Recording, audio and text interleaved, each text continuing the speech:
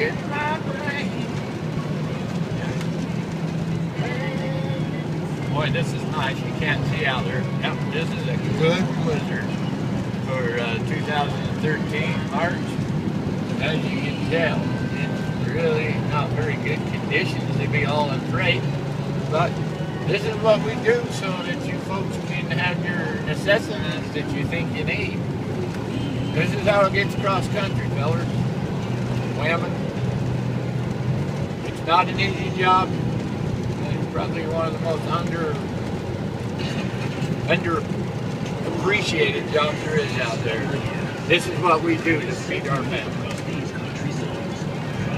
Put ourselves at risk to feed our families.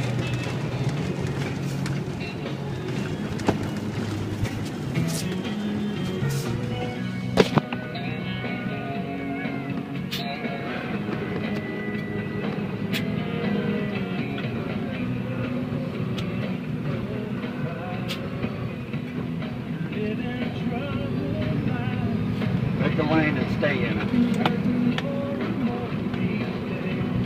This isn't a 3-laner, this is a 2-laner.